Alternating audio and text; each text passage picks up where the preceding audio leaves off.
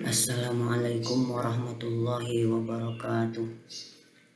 Bertemu lagi dengan saya Pak Mukmin dalam pembelajaran pendidikan agama Islam dan Budi Pekerti kelas 9 semester 2. Bagaimana kabar kalian semua hari ini? Semoga semuanya baik-baik saja ya.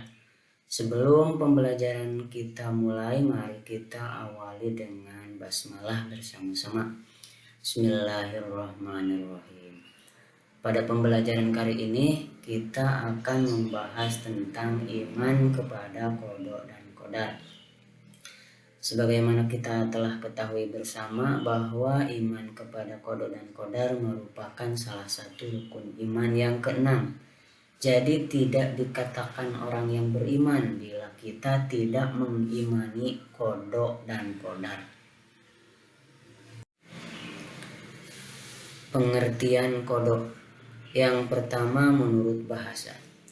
Qada menurut bahasa adalah hukum, bisa juga dikatakan keputusan atau ketetapan, juga kehendak. Itu qada menurut bahasa. Sedangkan menurut istilah, qada adalah ketetapan Allah terhadap segala sesuatu sejak zaman ajali. Zaman ajali itu zaman ketika segala sesuatu belum diciptakan. Zaman ketika makhluk belum diciptakan, yang ada hanya Allah. Itu zaman ajali. Zaman ajali disebut juga zaman kodim. Sekarang qadar. Qadar menurut bahasa artinya kepastian atau ukuran, bisa juga kekuasaan atau perwujudan kehendak. Sedangkan menurut istilah, qadar adalah perwujudan kehendak Allah Subhanahu wa taala terhadap semua makhluknya dalam ukuran dan bentuk-bentuk tertentu sesuai dengan irodahnya. Itu qadar. Qada dan qadar dalam bahasa Indonesia sering disebut dengan istilah takdir ya. Kita sering mendengar kata takdir. Takdir itu qada dan qadar. Takdir itu terbagi dua. Pertama ada takdir mubrom, yang kedua ada takdir mu'allaq. Apa takdir mubrom? Takdir mubrom itu adalah ketentuan mutlak dari Allah Subhanahu wa taala yang pasti berlaku dan manusia tidak diberi peran untuk mewujudkannya. Jadi takdir mubrom ini tidak bisa diubah oleh manusia, tidak bisa diusahakan, tidak bisa diikhtiarkan untuk diubah oleh kita. Sudah pasti. Nah, yang kedua ada lagi takdir mu'allaq. Kalau takdir mu'allaq adalah ketentuan Allah Subhanahu wa taala yang mengikut sertakan peran manusia melalui usaha atau ikhtiarnya. Takdir mu'allaq ini bisa kita ubah, bisa kita usahakan, bisa kita ikhtiarkan. Ya, itu takdir mu'allaq.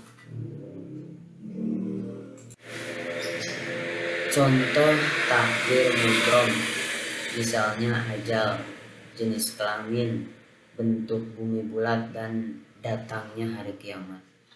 Nah, ajal ini termasuk contoh takdir mubrom karena tidak bisa diubah oleh kita. Ajal atau kematian itu tidak bisa kita mundurkan, juga tidak bisa kita majukan. Begitu juga jenis kelamin.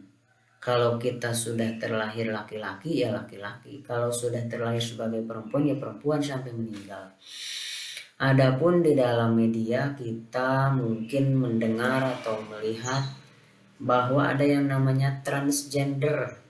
Transgender itu adalah operasi perubahan kelamin. Itu dalam Islam sangat dilarang, tidak diperbolehkan, tidak dibenarkan operasi pergantian kelamin, perubahan jenis kelamin. Itu termasuk perbuatan yang menyalahi takdir, menyalahi kodrat, melawan takdir. Kemudian bentuk bumi bulat. Kita ketahui dalam pelajaran IPA termasuk juga ulama sepakat bahwa bentuk bumi itu bulat atau lonjong ya. Tidak bisa kita ubah, susah untuk mengubah bumi agar menjadi persegi, untuk menjadi kotak atau menjadi segi lima ya. Tetap bulat. Kemudian datangnya hari kiamat. Datangnya hari kiamat itu juga pasti. tidak bisa kita ubah, tidak bisa dimundurkan, tidak bisa dimajukan. Itu contoh takdir mubrom. Kemudian contoh takdir mu'allaq, ada kepandaian, ada kesehatan, ada kemakmuran.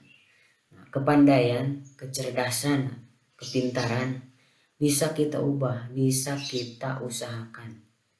Ya, bagaimana kalau kita terlahir sebagai anak yang biasa-biasa saja, ingin menjadi anak yang cerdas, anak yang pintar, bisa kita ubah, bisa kita ikhtiar, bisa kita usahakan. Bagaimana caranya? Tentu saja dengan belajar dengan sungguh-sungguh, banyak baca buku, rajin menghafal, rajin bekerja kelompok, diskusi, dan sebagainya. Karena takdir mu'allaq ini bisa kita ubah. Contoh yang lain adalah kesehatan. Kita ingin sehat, kita ingin kuat, bisa kita usahakan. Bagaimana cara mengusahakannya? Kita dengan makan dengan gizi seimbang, 4 sehat 5 sempurna, cukup berolahraga, cukup beristirahat, itu untuk mengusahakan kesehatan. Ada juga kemakmuran atau kekayaan. Bila kita ingin menjadi orang kaya, itu bisa kita usahakan. Bagaimana caranya? Tentunya dengan cara berusaha bersungguh-sungguh, bekerja keras, mempersiapkan diri dari sekarang untuk menghadapi persaingan bursa kerja di masa yang akan datang. Itu jadi bedanya takdir mubrom dan mu'allaq. Kalau takdir mubrom tidak bisa kita ubah, kalau takdir mu'allaq bisa kita ubah, bisa kita ikhtiar dengan usaha dan doa. Tentunya iman kepada qada dan qadar ini diperkuat oleh dalil baik Quran maupun hadis. Adapun dalil Quran yang mengatakan wajib iman kepada qada dan qadar adalah surat Ar-Ra'd ayat 8 dan ayat 11. Wa kullu syai'in indahu bimiqdar. Innallaha la yughayyiru ma biqaumin hatta yughayyiru ma bi anfusihim. Ini untuk lebih jelasnya bisa kalian lihat dalam buku paket ya. Selain ayat Quran tadi, ada juga hadis Nabi Muhammad SAW yang menjelaskan tentang takdir. Di antaranya ini hadis dari Anas bin Malik. Yang intinya isi dari hadis ini adalah bahwa takdir kita sudah ditetapkan 4 macam ketika kita berada dalam rahim ibu kita, berada dalam kandungan ibu kita. Yang pertama adalah jenis kelamin. Jadi kita sudah ditentukan terlahir sebagai laki-laki atau terlahir sebagai perempuan. Jenis kelaminnya sudah jelas ditentukan. Adapun teknologi USG itu hanya perkiraan saja ya, sedangkan yang pastinya sudah dituliskan oleh Allah. Kemudian yang kedua, bahagia atau sengsara. Jadi kita nanti masuk surga atau masuk nerakanya sudah ditentukan, sudah dituliskan. Adapun sekarang kita berusaha menjadi orang baik ya, karena ada sebuah keterangan bahwa bila seseorang yang akan diselamatkan oleh Allah, tanda seseorang yang akan diselamatkan oleh Allah, yang akan dimasukkan ke dalam surganya Allah adalah dia berada di dalam kebaikan, dia giat beramal soleh. Jadi kita bertakwa, kita beramal soleh itu merupakan sebuah pertanda kita akan diselamatkan oleh Allah, kita akan dimasukkan ke dalam surganya Allah, mudah-mudahan, amin. Yang ketiga, rizki ya, ini rizki juga sudah ditentukan oleh Allah. Kita pedagang kelontongan di pasar, bersebelahan lagi dengan pedagang kelontongan lagi. Rizki kita dengan tetangga kita itu tidak akan tertukar walaupun sama, karena sudah ditentukan oleh Allah. Harus yakin. Nah, yang keempat adalah ajal.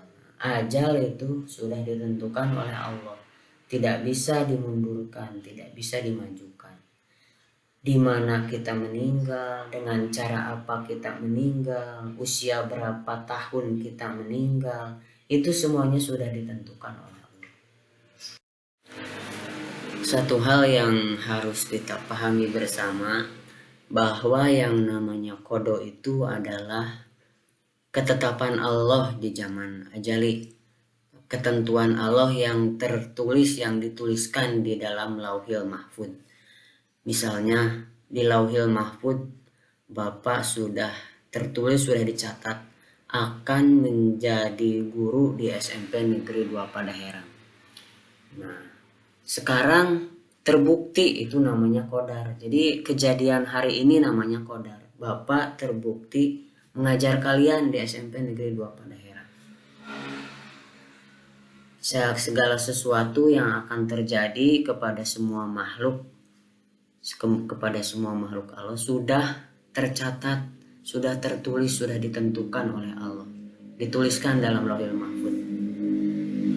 Sebagai bahan evaluasi, silahkan kalian kerjakan tugas ini dalam kertas selembar, kemudian nanti dikumpulkan. Kalaupun ada hal yang belum kalian pahami terkait dengan materi iman kepada qada dan qadar, silahkan jangan malu-malu, tanyakan melalui WA. Untuk pembelajaran pada kali ini dari Bapak dicukupkan sekian.